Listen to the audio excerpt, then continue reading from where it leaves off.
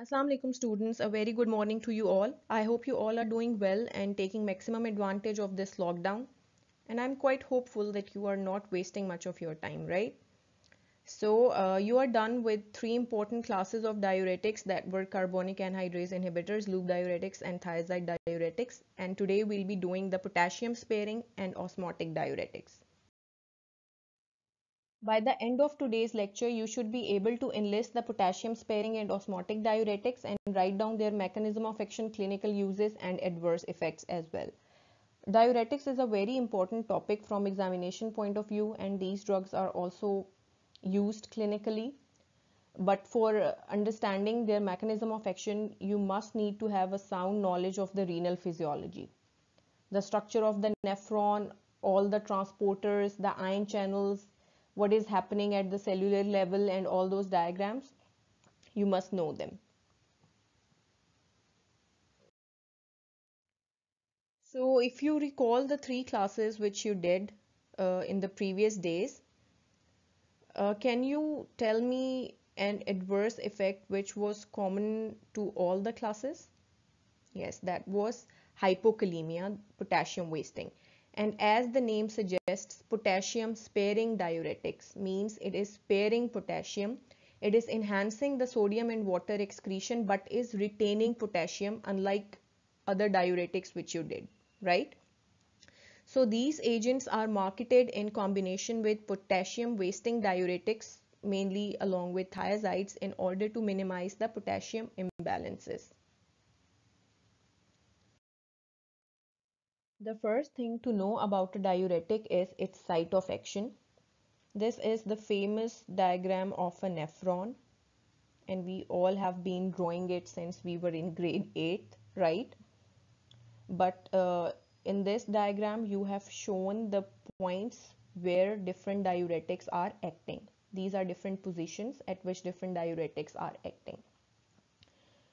Position number 1, the proximal convoluted tubule and descending limb of loop of Henle is the site of action of mannitol, which is an osmotic diuretic.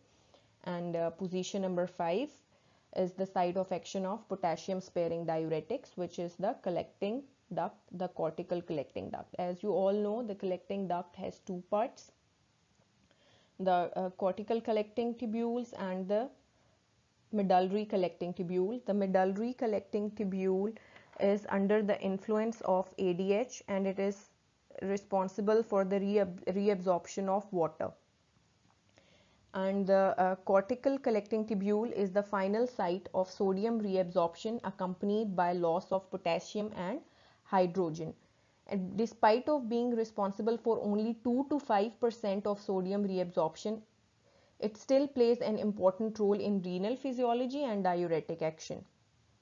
Because it tightly regulates the fluid volume and the sodium concentration of urine, it is the primary site of acidification of urine because hydrogen was secreting from here. And it is the site where literally all the diuretics induce changes in potassium balance occur. All the hypokalemia produced by previous diuretics, it is occurring in this site. Okay.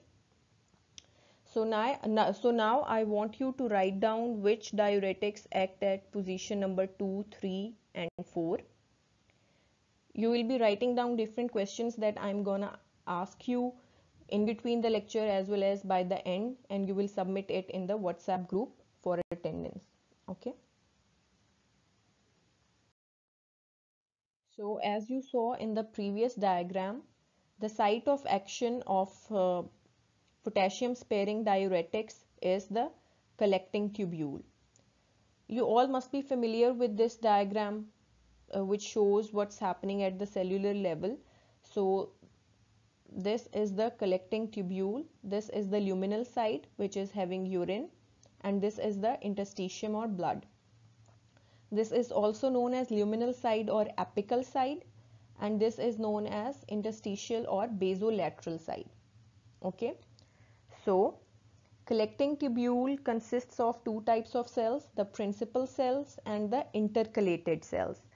The principal cells are the major sites of sodium potassium and water transport, and intercalated cells are the primary sites of hydrogen and bicarbonate secretion, which occurs through bicarbonate chloride exchanger, right? But unlike the other segments of nephrons, the principal cell membranes have separate ion channels for sodium and potassium. These are epithelial sodium channels. These are separate ion channels instead of the co-transporters or transporter systems as you have seen in case of loop and thiazide diuretics. So what happens here?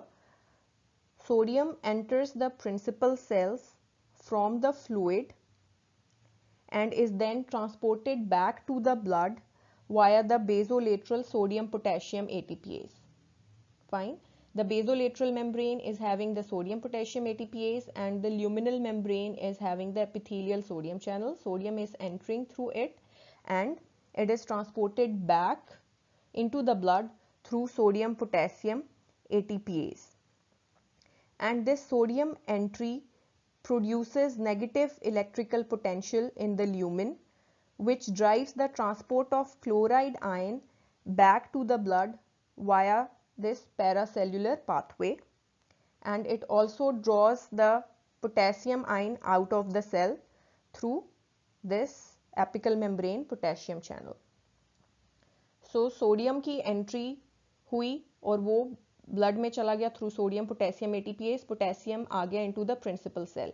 यहाँ जो negative potential create हुआ है उसकी वजह से chloride will be reabsorbed into the blood and potassium will be secreted through this potassium channel.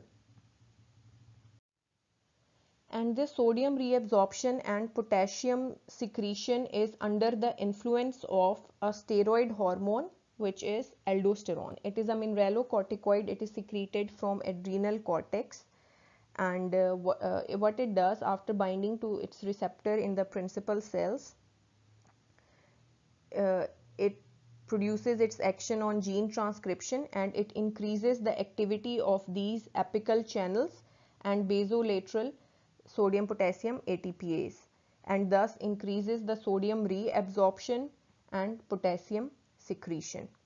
Clear? This is what is happening normally. So for understanding the mechanism of action of a diuretic, you must know the renal physiology. जब तक आपको normal क्या हो रहा है वो नहीं पता होगा, आप उस ड्रग से क्या होगा आप नहीं बता सकते. Potassium sparing diuretics are of two types: aldosterone antagonists, which will block the aldosterone receptor in the principal cells, and sodium channel blockers, which will block the epithelial sodium channels. So aldosterone antagonists are spironolactone and eplerenone, and sodium channel blockers are amiloride and trimethoprim. Spironolactone is a synthetic steroid and it is a competitive antagonist of aldosterone. Please write down what do you understand by the term competitive antagonist. And eplerenone is a spironolactone analog with much greater selectivity for the mineralocorticoid receptor. So what you need to remember is spironolactone is not specific only for the mineralocorticoid receptor. It will bind other steroid receptors as well and will block them as well, like the androgen and progesterone receptors. But eplerenone is selective for mineralocorticoid receptor, which is the receptor of aldosterone. Eplerenone is several hundredfold less active on androgen and progesterone receptors than spironolactone, and thus it has fewer adverse effects. These are the chemical structures of spironolactone and amiloride. Spironolactone is an aldosterone antagonist and amiloride is sodium channel blocker. All of the potassium sparing diuretics can be given orally. Spironolactone and eplerenone have slow onsets and offset of action. Therefore, several days are required before full therapeutic effect of spironolactone can be seen, and it is inactivated in the liver. Amiloride and trimethoprim have duration of action of 12 to 24 hours. Trimethrin is metabolized in liver and has a shorter half-life, must be given more frequently than amiloride, which is not metabolized. Now the mechanism of action. Since we have discussed the physiology, now it would be very easy for you to understand the mechanism of action of potassium sparing diuretics. Spironolactone and eplerenone are the competitive pharmacological antagonists of aldosterone in the cortical collecting tubules, and by blocking the intracellular aldosterone receptor they reduce the expression of genes that code for the epithelial sodium ion channel and sodium potassium ATPase. Amiloride and trimethrin block the epithelial sodium channels in the cortical collecting tubules. On the apical surface of the cortical collecting tubule, they will block the epithelial sodium channel. Now you can see in this diagram, spironolactone and eplerenone are the pharmacological competitive antagonists of aldosterone receptor, and trimethrin and amiloride, they block the epithelial sodium channel in the apical membrane or the luminal membrane. If you get this question in the exam, you have to draw it as well. So what will happen? There will be an increase in the sodium clearance and a decrease in potassium and hydrogen ion excretion, which will result in hyperkalemic metabolic acidosis. Let's have a quick recap. As we discussed, by blocking the aldosterone receptor, spironolactone and eplerenone will reduce the genes coding for the epithelial sodium channels and the sodium potassium ATPase. So their number will be reduced, and trimethrin and amiloride will directly block this epithelial sodium channel, and they won't block the sodium channels of excitable membranes that are present in heart and brain. They will just block these epithelial sodium channels which are present in the collecting tubules. And by doing so, sodium will not get reabsorbed and potassium and hydrogen will not get secreted, and there won't be any wasting of potassium. Okay, clear? So this picture is showing you the relative changes in the composition of urine induced by potassium sparing diuretics. These diuretics are low efficacy diuretics because less amount of sodium is removed. So what is increased in urinary excretion? Sodium and water, and what is decreased? It is potassium. It is retained. So these drugs are used for treating potassium wasting caused by chronic therapy with loop or thiazide diuretics, and they are superior alternative to long-term use of potassium chloride supplements because it is not practical, and the patient compliance is also poor if you will use potassium chloride for a longer term. So this is a better option. They are used in the treatment of chronic heart failure, and the drugs which are blocking the aldosterone receptor like the spironolactone and eplerenone, they are used in the treatment of primary and secondary hyperaldosteronism, and in treatment of resistant essential hypertension they can also be used. The most important adverse effect of diuretics are the electrolyte abnormalities. So what do you think? What would be the major electrolyte abnormality produced by these potassium sparing diuretics? It would be hyperkalemia, and the hyperkalemia could be mild, moderate or life threatening, and then it is also preventing the secretion of hydrogen ion. So what will happen to the blood pH? It will fall, resulting in metabolic acidosis.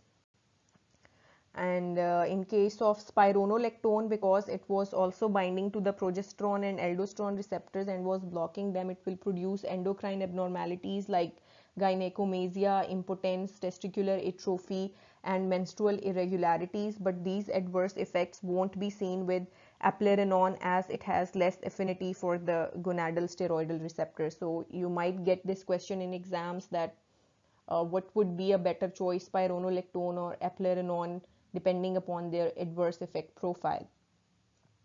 They can produce GI upset like nausea, vomiting, diarrhea, and the adverse effects related to triamtrene are it can produce acute renal failure if given along with indomethacin, and since it is poorly soluble, it may precipitate in urine and end up in kidney stones and formation of renal stones.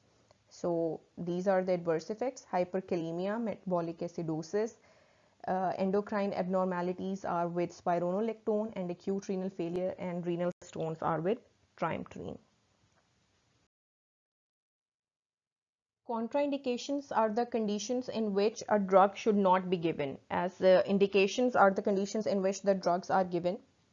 So these drugs are contraindicated in chronic kidney disease because in chronic kidney disease the excretion of potassium is reduced, and if we'll give these drugs to a patient with CKD, he will have hyperkalemia, and they should be avoided with potassium rich foods and should never be given with potassium supplements, beta blockers, angiotensin converting enzyme inhibitors, and angiotensin receptor blockers, because they will lead to severe hyperkalemia. This is the summary of the potassium sparing diuretics. The only thing you need to remember is it saves the potassium and gets rid of water and sodium. And you'll have to watch for hyperkalemia, fatigue, and too little or too much potassium will cause weakness in muscles, including the heart. We'll be discussing osmotic diuretics. The osmotic diuretics increase the osmotic pressure and pull the fluid from the tissues into the vascular space. They are freely filtered at the glomerulus and are not reabsorbed by the tubules, thus they prevent the reabsorption of water and sodium and chloride ions. These are some of the osmotic diuretics: mannitol, glycerine, urea, and isosorbide. Mannitol is the prototype. Write down what is a prototype drug. They act on the proximal convoluted tubule and the descending limb of loop of Henle, which are freely permeable to water.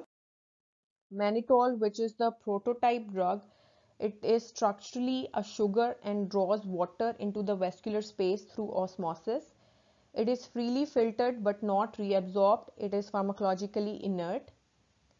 It is not used to treat hypertension or peripheral edema because initially it increases the plasma volume and will increase the blood pressure as well. Instead, it is used in more acute situations. So what you need to remember is it is drawing water through osmosis. It is freely filtered but is not reabsorbed. It is pharmacologically inert, and it is used in acute situations only. So this is the site where it would act: the proximal tubule and the descending limb of loop of Henle. These sites are freely permeable to water.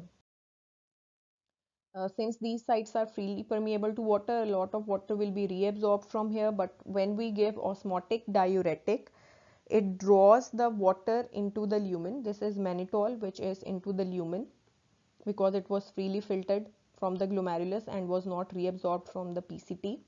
So it is present in the lumen and it will draw the water into the lumen through osmosis without interfering with ion secretion or reabsorption. Okay, and sodium reabsorption is reduced due to increased contact time. Now more and more water is in the lumen, there will be increase in the urine flow rate, and this decreases the contact time between the fluid and the tubular epithelium, which will reduce the sodium reabsorption as well. Clear? So what will mannitol cause? It is causing loss of water. We have seen how it is losing the water because it is pulling it by osmosis into the lumen from the cells, and it will reduce the intracellular volume, and it will increase the risk of hypernatremia. How it would increase the risk of hypernatremia? Because the natriuresis produced by the osmotic diuretics is of lesser margin than the water diuresis, which will eventually lead to excessive water loss and hypernatremia. Their clinical indications are very important and are often asked in the exams. Mannitol is used in reducing intracranial pressure in cerebral edema. It is used to reduce intraocular pressure in acute glaucoma. This is to remember acute glaucoma. And it is used to promote excretion of toxic substances in urine and to maintain high urine flow in conditions of solute overload like severe hemolysis and rhabdomyolysis. So if you get a scenario, a patient got head injury and is having cerebral edema, what you will give? Mannitol stat. Stat means immediately. Or if there is a raised intraocular pressure or acute glaucoma, these two are the main clinical indications of mannitol. What is the rationale of use of mannitol in these conditions? You can get this question in exam. Rationale means what is the logic behind using that drug for that particular condition. Mannitol alters the Starling forces so that water leaves the cells and reduces intracellular volume. These drugs are not absorbed orally, so we have to give them intravenously. So when it is in the blood, it will extract the fluid from the tissues and it will decrease the intracellular volume. This effect is used to reduce intracranial pressure in neurological conditions and to reduce intraocular pressure before ophthalmological procedures. Fine. So in short, we can say that mannitol is used in these conditions because it will osmotically extract the water from the tissues into the blood. As you can see here, this is a brain tissue. These are the water molecules. Means there is a cerebral edema. This is blood vessel. Now if we give IV mannitol, this is mannitol, it will extract these molecules from the brain tissue into the blood vessels, and thus it will reduce the cerebral edema. Let's discuss the adverse effects. Initially, when mannitol will extract the fluid from the cells, it will lead to extracellular volume expansion, which may complicate heart failure and produce pulmonary edema. It can also result in headache, nausea, and vomiting. And because of excessive use of mannitol without adequate water replacement, it can lead to severe dehydration and hypernatremia. And as water is extracted from the cells, the intracellular potassium level will increase and it will lead to cellular loss and diffusion of potassium from the cells into the blood, leading to hyperkalemia. Now is the quiz time. You have to write down the electrolyte changes produced by these diuretics in the urine and what will be their effect on the body pH. There are a few MCQs. The first MCQ is, which of the following diuretics would be most useful in the acute treatment of a comatose patient with brain injury and cerebral edema? A 50-year-old man has a history of frequent episodes of renal colic with calcium containing renal stones. Workup indicates a defect in proximal tubular calcium reabsorption. The most useful diuretic agent in the treatment of recurrent calcium stones is, a hint is you will give the drug which will not lose calcium. Which of the following is an important effect of chronic therapy with loop diuretics? And which drug is correctly associated with its actions in the following table? You have to match the drug with these electrolytes and metabolic changes, and whichever option is correct, you have to write it down. So that's all for today. If you have any query, you can ask in the WhatsApp group and we will answer them inshallah. Thank you so much for listening. Take care. Allah Hafiz.